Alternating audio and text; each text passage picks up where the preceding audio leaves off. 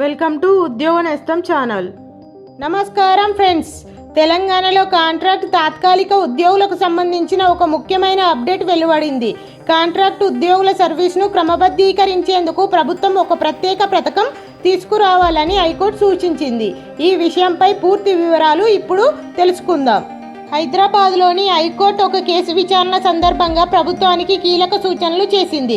Contract మరియు తాత్కాలిక ప్రతిపాదికన పనిచేస్తున్న ఉద్యోగుల సేవలను క్రమబద్ధీకరించేందుకు ఒక స్పష్టమైన పథకాన్ని రూపొందించాలని కోర్టు తెలిపింది.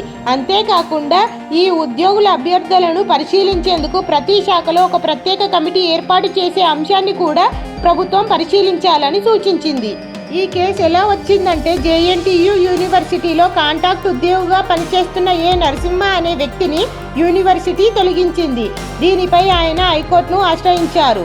సింగిల్ జడ్జి విచారణలో జీవో 212 ప్రకారం ఆయన సేవలను క్రమబద్ధీకరించాలని ఆదేశిస్తూ యూనివర్సిటీ మెమోను రద్దు చేశారు. అయితే ఈ తీర్పును సవాలు చేస్తూ జేఎన్టీయూ అప్పీల్ దాఖలు చేసింది. దీనిపై ప్రధాన న్యాయమూర్తి జస్టిస్ అపరేష్ కుమార్ సింగ్ గారు, జస్టిస్ జిఎం మొహియుద్దీన్ గారు ధర్మాసనం విచారణ చేపట్టింది.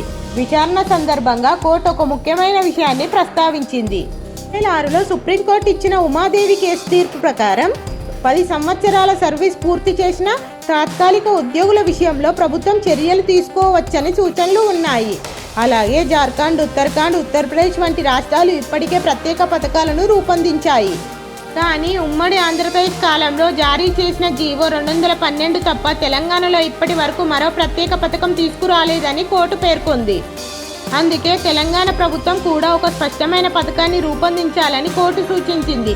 అదే సమయంలో ఒక కట్ ఆఫ్ తేదీ నిర్ణయించి ఆ తేదీకి ముందు పనిచేసిన ఉద్యోగుల సేవలను క్రమబద్ధీకరించాలా లేదా అన్నది నిర్ణయించవచ్చని తెలిపింది. ఇది ఇలా ఉండగా, ప్రస్తుత కేసులో సింగిల్ జడ్జి ఇచ్చిన రెగ్యులరైజేషన్ ఆదేశాల అమలును తాత్కాలికంగా నిలిపివేస్తూ హైకోర్టు మధ్యంతర ఉత్తర్వులు ఇచ్చింది. ఈ కేసు విచారణను కోర్టు ఏప్రిల్ 14కి వాయిదా వేసింది. కాంట్రాక్ట్ ఉద్యోగుల రెగ్యులరైజేషన్ అంశం ఇప్పుడు మరోసారి కీలక దశలోకి వెళ్ళింది. ప్రభుత్వం ఎలాంటి నిర్ణయం తీసుకుంటుందో అన్నది ఇప్పుడు ఆసక్తికరంగా మారింది. ఇలాంటి ఉద్యోగ వార్తలు మరియు తాజా అప్డేట్స్ కోసం మా ఛానల్ను సబ్స్క్రైబ్ చేయండి. Thank you for watching.